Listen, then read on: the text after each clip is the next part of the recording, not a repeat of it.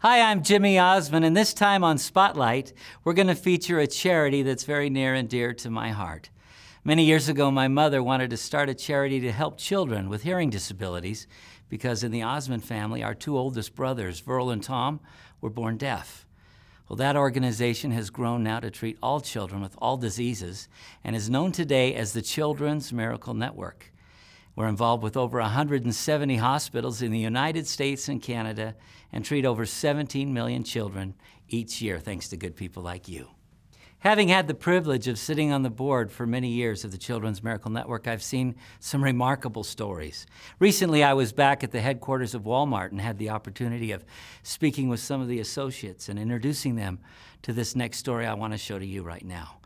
It's an amazing young man named Erik and the good folks that helped him at Rainbow Babies and Children's Hospital.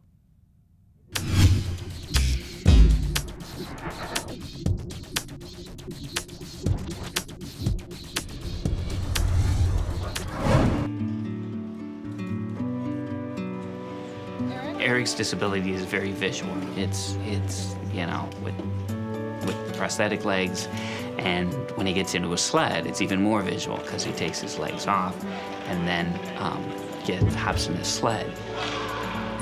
The sled hockey helps Erik in a couple ways.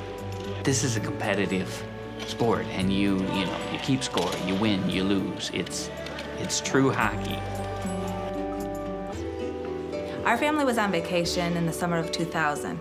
We'd been away for the whole week up at the lake, swimming and playing. And one time when I was changing his diaper, found two little tiny purple dots on his bottom, which really raised my alarm.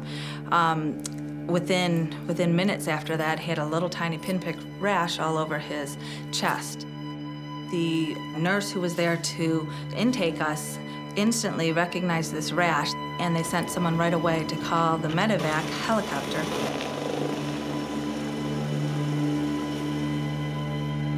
Erik's condition was changing right in front of our eyes as we were traveling, and so we understood the importance of getting him back here to Rainbow Babies and Children's as quickly as possible. His blood pressure was low, his heart wasn't working well, his capillaries or his blood vessels were leaking, so he became very edematous. He had lesions all over him. He had lesions on his face, his hands, his legs. 4 hours later, this terrible rash, no blood pressure, and your organs literally completely shutting down.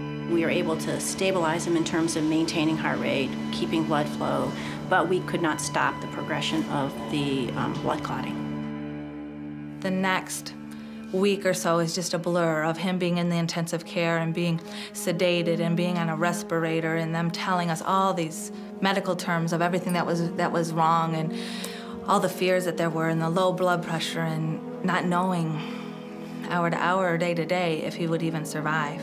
The hardest part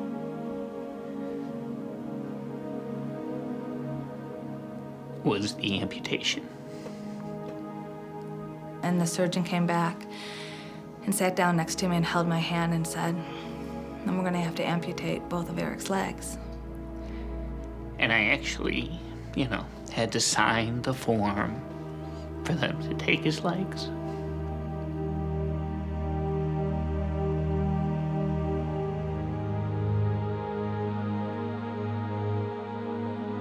The good thing is that's what made him better. That once they amputated, then everything turned around. And the next day, when Erik woke up, to see our little boy back, to see him smile and laugh and play, there was never any looking back from that point on. Erik taking his first steps in his prosthetic legs are probably, that's the reason we work here. He went upstairs when he called them his bendy knees, and he could go up a step and bend. And, his mom had called me and said, he went up a stair. When I see Erik now, I think he's a miracle. He really surpassed any expectations from when he first came into the hospital. And for him to come back and to be the vibrant kid who can actually play golf a lot better than I can is really a true miracle. And I think his determination and strength is why he's here. Erik doesn't let anything slow him down. He wants to do everything that he can, and even the things that he can't. I don't give up because it'll never make it better. People ask me, how can you go back to that hospital where all those terrible things happened to you? And they don't understand what a wonderful relationship that we established with all those caregivers at Rainbow Babies and Children's. And those people really legitimately cared about our son and about us. You never know when you're going to need a specialty hospital, and you just think you're never going to need it. They make a real difference in lives of children and families every day. You know, we can't thank the Children's Miracle Network enough for their support of Rainbow Babies and Children's Hospital and all the children's hospitals across America.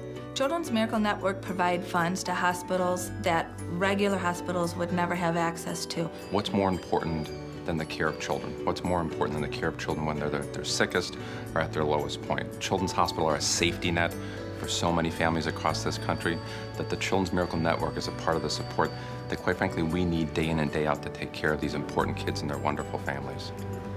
I like to help the hospital because they saved my life, and I want to help to save others.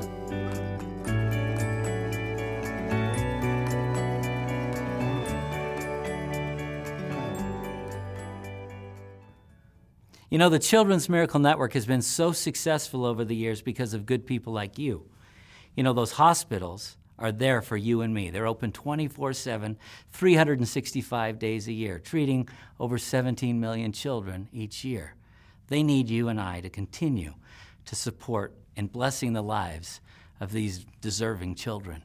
I encourage you to get involved with your local Children's Miracle Network hospital, or click here on the link below and you'll learn all about the Children's Miracle Network. I'm Jimmy Osmond. Until next time, I'll see you right here on Spotlight.